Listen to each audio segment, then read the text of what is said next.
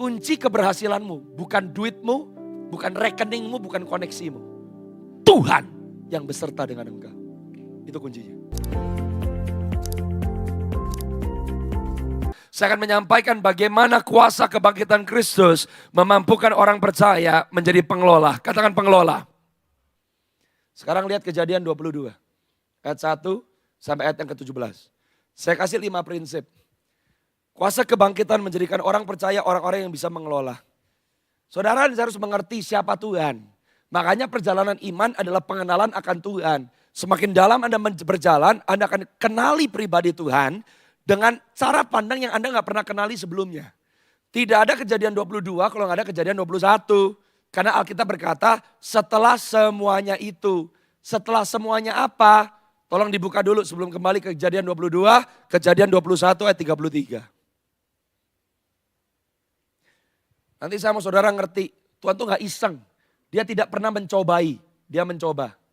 Mencoba dan mencobai berbeda. Oke? Nanti saya jelasin bedanya apa. Abraham tidak pernah dicobai oleh Tuhan. Tuhan gak nganggur. Waktu Tuhan mencoba Abraham, dia sedang membuktikan dirinya kepada Abraham. Dia tidak minta Abraham membuktikan diri di hadapan dia. Tuhan bukan jahat. Makanya temptation, bahasa Ibraninya adalah bahan. Iblis tuh mencobai. Dia mencobai kamu supaya kamu jatuh. Tapi kalau Tuhan mencoba, di bahasa Ibraninya kata nasa. Mencoba untuk mempromosi, bukan menjatuhkan. Bahasa Inggrisnya ada bedanya. Attempt sama tempt. Kalau tempt mencobai, temptation. Kalau attempt mencoba. Anda baru masak, mau dijual, dicoba dulu. Kalau nggak enak, nggak mungkin bisa dijual. Gitu loh. Kalau Tuhan sedang menguji hidup saudara, dia sedang mencoba hidupmu, bukan supaya kamu jatuh. Dia lagi mencoba engkau supaya kamu dipromosi. Dan dia lagi gak minta saudara membuktikan iman. Yang dia lagi mau lakukan, dia mau membuktikan dirinya kepada saudara. Makanya iman sama nekat beda. Tidak ada iman tanpa firman. Iman tuh bukan saya mau lakukan sesuatu karena saya Kristen Tuhan pasti berkati. Tuhan tidak terobligasi memberkati yang tidak dia kehendaki. Tapi kalau dia kasih perintah, dia sediakan dan dia sertai. Dia terobligasi untuk menyediakan yang dia ingini. Anda mau jalan sendiri gak mau tahu kehendak Tuhan. Dia tidak terobligasi memberkati yang tidak dia kehendaki. Tapi dia bisa dipercaya untuk menyediakan untuk apa yang dia kehendaki. Itu prinsip. Paham ya? Sekarang lihat Kejadian 21 dulu ayat 33. Kenapa Abraham berani? Saya buktikan nanti lewat ayatnya. Abraham yakin Ishak gak akan mati. Saya buktikan nanti. Makanya jadilah orang Kristen yang berkemenangan. Jangan dikit-dikit mau bunuh diri, gak kuat. Lalu Abraham menanam sebatang pohon tamariska di Beersheba. Beersheba itu 7 sumur. Sumur perjanjian. Di Beersheba, Abraham bertemu dengan Tuhan. Pertama kali Allah disebut sebagai El Olam. Allah yang kekal. Berarti Tuhan yang ada di masa lalu, masa sekarang, dan masa depan. Abraham ketemu sama Tuhan yang kekal. Gua gagal, Tuhan gak bisa gagal. Saya bikin masalah, Tuhan gak pernah ninggalin aku. Waktu aku gak percaya, Tuhan tetap setia. Dia ketemu dengan El Olam. Setelah berjumpa dengan El Olam, baru Kejadian 22 ayat 1. Udah kenal Tuhan yang kekal loh.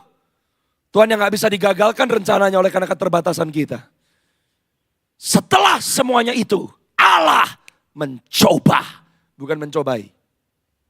God is attempting sesuatu. Nanti saya kasih tahu Tuhan lagi mencoba apa. Ayat 17 kuncinya. Saya kasih 5 prinsip dulu.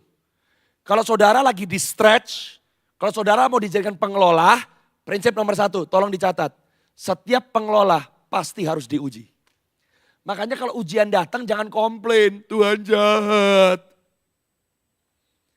Kalau saudara lagi ngelewatin ujian, pandang Tuhan. Apa yang sedang kau coba dalam hidupku? Karena kalau Tuhan lagi berurusan dengan saudara, dia bawa saudara naik, bukan turun. Dan dia tidak meminta Anda membuktikan imanmu. Kalau kita pakai kekuatan sendiri, itu namanya kesombongan. Makanya gak ada iman kalau gak ada firman. Abraham mempersembahkan Ishak bukan karena sok-sokan, aku cinta Tuhan. Karena ada firman, butuh iman. Tuhan udah ngomong, tetap harus taat, tetap hasilnya gak kelihatan. tetap harus jalan dengan yang namanya iman. Pas nyampe nggak bisa sombong, lihat di orang beriman. Nggak bisa nyampe kenapa? Karena dia yang sudah berfirman, dia tepati janjinya. Itu bedanya tuh. Jadi iman sama nekat beda. Tidak semua doa yang Anda pikir, Anda sampaikan dengan iman akan dijawab oleh Tuhan. Selalu harus dimulai dengan firman. Setelah semuanya itu Allah mencoba Abraham, dari prinsip satu ya, setiap pengelola pasti harus dicoba atau diuji. Ya berfirman, Abraham. Lalu sautnya, ya Tuhan. Ayat yang kedua. Tuhan berkata, ambillah anakmu yang tunggal yang kau kasih yakni Ishak. Pergi ke tanah Moria, persembahkan dia di sana sebagai korban bakaran. Pada salah satu gunung yang akan kukatakan kepadamu. By the way, Tuhan tuh benci sama pembunuhan. Salah satu 10 perintah Allah jangan membunuh. Kalau dia minta darahnya Ishak dan dia minta manusia sebagai korban, apa bedanya dia sama Baal? Tuhan gak pelin-pelan. Makanya Abraham tuh tahu siapa Tuhan yang disembah. Karena di pasal sebelumnya udah ketemu sama El Olam. Diminta Ishak, relax dia. Aku kenal siapa engkau kok. Karena kalau Tuhan sampai minta darahnya Ishak, apa bedanya dia sama semua ilah yang disembah sama orang Kanaan? Gak ada bedanya. Tapi Allah berfirman, ambil anakmu yang tunggal yang kau kasih yakni Ishak. Pergi ke tanah Moria, persembahkan dia di sana sebagai korban bakaran. Pada salah satu gunung yang akan kukatakan kepadamu. Lihat ayat yang ketiga. Lanjut terus. Keesokan harinya pagi-pagi bangunlah Abraham. Yang memasang pelana keledainya dan memanggil 2 orang bujangnya beserta Ishak anaknya. Yang membelah juga kayu untuk korban bakaran. Lalu berangkatlah ia dan pergi ke tempat yang dikatakan Allah kepadanya. Orang yang percaya Tuhan waktu diuji, attitude saudara gak berubah. Tetap rajin, tetap excellent. Dari mana orang stres mau menghindar dari hari yang dia gak mau tunggu-tunggu. Dia malah bangun pagi, dia punya banyak orang bisa nyiapin kayu, dia potong kayu sendiri loh. Makanya saya katakan iman sama ketaatan gak bisa dipisah. Ketaatan tanpa iman agamawi. Iman tanpa ketaatan mati. Abraham full beriman. Tapi full taat. Oh dia tahu anak gue gak akan mati. Di tengah-tengah cobaan, belum kelihatan penyediaan Tuhan. Dia hidup excellent. Ayat yang selanjutnya. Kuasa kebangkitan. Ketika pada hari yang ketiga, Abraham melayangkan pandangannya. Kelihatanlah kepadanya tempat itu dari jauh. Orang yang mengandalkan Tuhan lebih percaya pribadi Tuhan daripada perbuatan Tuhan. Matamu melihat yang menjadi kehendak Tuhan. Itu kuasa kebangkitan. Kuasa kebangkitan memampukan Anda fokus kepada rencana Allah. Saya kasih bukti yang pertama. Bahwa Abraham sangat yakin anaknya tidak akan mati. Ayat yang selanjutnya, ayat yang kelima. Kata Abraham kepada kedua bujangnya itu. Tinggallah kamu di sini dengan keledai ini. Aku beserta anak ini akan pergi ke sana. Kami akan sembayang. Sesudah itu, kami atau aku? Kami atau aku? Abraham dengan lugas berkata sama 2 bujangnya. Kami berdua akan balik kepada kamu. Taat iman, gak terpisah. Abraham berani bilang, yang balik gak aku sendirian. Berdua balik. Prinsip nomor 2. Bagian membangun mezbah, bagian sembayang adalah bagian kita. Kalau engkau mau diperlebar kapasitasnya, kalau saudara mau jadi pengelola yang benar, sembayang. Sembayang artinya mukamu sampai ke tanah. Penundukan diri total kepada kehendak Tuhan. Tuhan menyediakan bagi mezbahnya, tapi Tuhan gak bisa bangun mezbah. Yang harus bangun mezbah manusia. Kalau saudara lagi mau diperbesar kapasitasnya, worship, sembayang. Gak perlu tahu, tundukin muka kamu sampai kamu ngeliat ke tanah. Ayat yang selanjutnya, ayat yang ke-6. Lalu Abraham mengambil kayu untuk korban bakaran itu, memikulkannya ke atas bahu anak itu. Sedang di tangannya dibawanya api dan pisau, demikianlah keduanya berjalan bersama-sama. Bukti yang kedua, bahwa Abraham yakin anaknya gak akan mati, ayat yang ke-7. Lalu bertanyalah Ishak kepada Abraham. Dia pertama ngomong, "Pa," sahut Abraham, "Ya anakku." Ishak nanya, "Di sini apinya ada, kayunya ada. Tetapi anak domba untuk korban bakaran itu di mana?" Ayat yang ke-8. Dengan yakin loh, Abraham bisa ngomong sama Ishak, tatap matanya. Sahut Abraham, Allah yang menyediakan anak domba untuk korban bakaran baginya. Dia yang minta, dia yang sediakan. Prinsip nomor 3. Kalau saudara mau jadi pengelola yang benar, Catat, ingat, camkan. Tuhan sanggup menyediakan untuk dirinya sendiri. Nggak usah pusing. Makanya hidupin kehendak Tuhan. Kalau kamu pengen kaya, kamu pengen namamu pamor, kamu pengen ngalahin orang. Dengan intensi hidupmu untuk dirimu sendiri, kamu bertanggung jawab untuk dirimu sendiri. Tapi kalau Anda hidup untuk kepentingan Tuhan, maka Allah sanggup menyediakan buat dirinya sendiri. Ayat selanjutnya. Sampailah mereka ke tempat yang dikatakan Allah kepadanya. Lalu Abraham mendirikan mezbah di situ, disusunnya kayu, diikatnya Ishak, diletakkannya di mezbah di atas kayu api. Imannya nyala, ketaatannya jalan. Ayat yang ke-10. Dia angkat tangannya untuk menyembelih anaknya. Ayat yang ke-11. Suara Tuhan datang. Prinsip yang nomor 4. Ketaatan memampukan Anda mendengar suara Tuhan. Bukan dapat duit. Suara Tuhan lebih berharga. Anda dapat hatinya Tuhan. Anda mau jadi pengelola yang baik, dapetin hati Tuhan buat keluargamu. Hati Tuhan buat bisnismu apa? Saya tuh belajar sesuatu tentang anak muda yang kaya, yang bilang sama Yesus, semua hukum Taurat sudah aku kerjakan. Apalagi yang harus aku lakukan? Yesus ngomong dengan belas kasihan, ada satu yang kamu belum lakukan. Jual harta milikmu, kasih ke fakir miskin. Anak itu dengan muka yang sedih berpaling. Tahu gak Yesus lagi ngasih tahu apa sama anak muda itu? Dikasih tuh destiny hidupnya. Kamu selama ini kaya, tapi gak tahu kaya buat apa. Hari itu Yesus kasih tahu, kamu kaya supaya kamu bisa jadi berkat buat banyak orang. Dikasih destiny hidup, dia malah pergi. Kok pergi? Karena gak percaya. Orang yang sukar taat gak percaya. Terima Yesus, kok nangis? Haleluya, haleluya. Ayat yang selanjutnya 12. Allah berfirman. Jangan bunuh anak itu. Jangan kau apa-apakan dia. Sebab telah ku ketahui sekarang bahwa engkau takut akan Allah. Ciri khas orang takut akan Allah seperti apa? Engkau tidak segan-segan.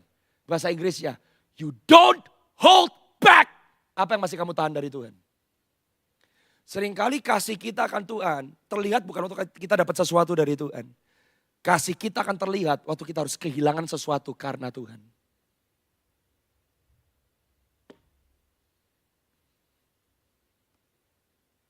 Baru prinsip yang terakhir, lihat ayat yang selanjutnya. Waktu Abraham menoleh ke belakang, ternyata ada domba jantan yang tanduknya tersangkut dalam belukar. Abraham mengambil domba itu, mengorbankannya sebagai korban bakaran pengganti anaknya. Ayat yang selanjutnya, pertama kali kita diperkenalkan dengan Jehovah Jireh. Abraham menamai tempat itu, Tuhan menyediakan. Sebab itu sampai sekarang dikatakan orang, di atas gunung Tuhan Allah menyediakan. Setiap kali Anda sedang diperlebar kapasitas imannya, dia sedang mau menyatakan dirinya kepada saudara. Bukan iseng minta saudara membuktikan diri. Izinkan Tuhan buktikan siapa dia dalam hidupmu. Poin yang terakhir adalah ketaatan memampukan Anda bisa lihat penyediaan Tuhan. Itu domba udah kesangkut di semak-semak di belakang Abraham. Kok baru kelihatan? Kalau orang percaya masih direnggut dengan ketakutan, Anda akan remehkan apa yang ada di tanganmu. Padahal berkat Tuhan sudah ada di tangan. Seringkali kalau Tuhan mau bekerja, dia nggak minta dan dia tidak cari apa yang nggak ada sama saudara. Tapi kalau orang direnggut sama ketakutan, bilang Tuhan jahat, merasa dicobai Tuhan, kamu nggak bisa melihat berkat. Padahal berkat yang kamu lihat cuma kutuk. Dan kalau Tuhan lagi mencoba hidupmu, dia lagi uji hidupmu, dia mau buktikan dirinya, Abraham lagi di-upgrade. Saya tutup di sini. Di mana Abraham di-upgrade? Ayat 15 sampai ayat yang ke-17. Untuk kedua kalinya bersuruhlah malaikat Tuhan dari langit kepada Abraham. Ayat yang ke-16, katanya, aku bersumpah demi diriku sendiri. Tuhan gak akan sumpah, gak ada yang lebih tinggi daripada dirinya sendiri. Demikianlah firman Tuhan. Karena engkau gak segan-segan. Karena kamu gak nahan dari aku. Kamu rela untuk percaya dan taat. Ayat yang selanjutnya. Ini promosi dari Tuhan. Aku akan memberkati kamu berlimpah-limpah. Tuhan gak takut sama kelimpahan. Membuat keturunanmu sangat banyak. Seperti bintang di langit, seperti pasir di tepi laut. Itu Tuhan sudah pernah sampaikan di pasal-pasal yang sebelumnya. Ada satu bagian yang belum pernah disampaikan sebelumnya. Kalimat terakhir. Dan keturunanmu akan menduduki kota-kota musuhnya. Di upgrade. Setiap generasimu Abraham gak akan terkalahkan. Apa yang pernah diambil oleh musuh akan kembali kepada keturunanmu. Kuasa kebangkitan Yesus memampukan saudara jadi pengelola. Kalau engkau jalan dengan Tuhan, kamu gak akan jadi orang tua yang ninggalin utang sama anak. Ninggalin kepahitan sama anak. Tapi bangun hidupmu. Jadi hamba yang bisa dipercaya. Waktu kuasa kebangkitannya ada dalam hidup saudara, maka hidupmu jadi berkat. Karena waktu Anda jadi berkat dan Anda memberkati, siapa yang dipermuliakan? Bapakmu yang ada di dalam surga. Yang mau katakan amin, saudara. Berdiri semua dalam hadirat Tuhan.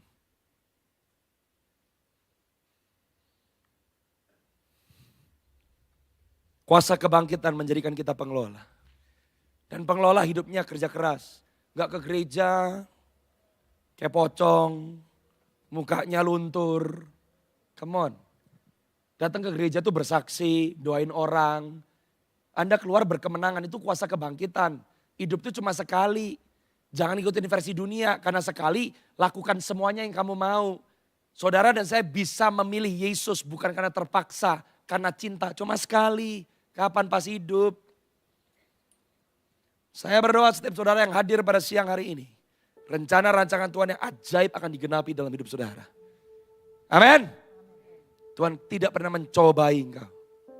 Dia mencoba. Kalau engkau diizinkan untuk diuji, ujungnya gak mungkin mati. Ujungnya pasti hidup.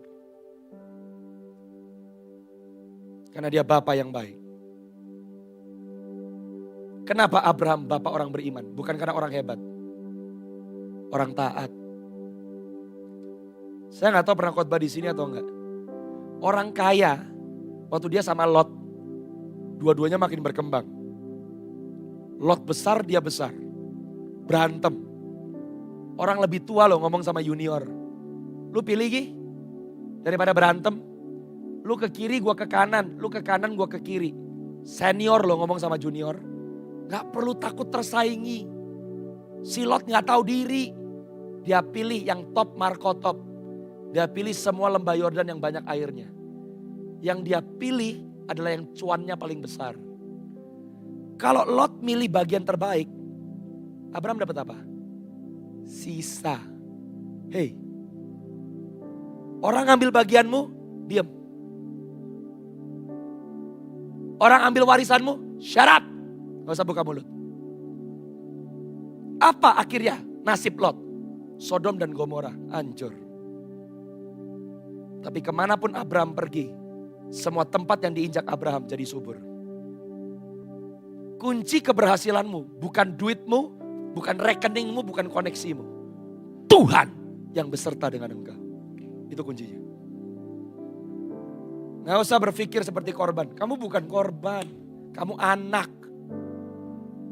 Kuasa kebangkitannya memberikan pengharapan akan hari esok. Kalau engkau takut hari ini, lepaskan ketakutan. Sebab ketakutan membunuh imanmu. Pilih hari ini. Keluar dari Mesir mati di tengah jalan atau masuk ke tanah perjanjian. Kita gak bisa keluar dari Mesir kalau bukan karena perbuatan Tuhan. Itu kasih karunia keselamatan. Tapi untuk masuk ke tanah perjanjian dibutuhkan kerjasama. Apa bagian kita? Ku jawab iya. Ya, iya. Ku jawab ya, iya, iya. Ku jawab, ku jawab, ku jawab. Tundukkan kepala. Bapak, hamba-Mu selesai menyampaikan firman-Mu pada sore hari ini.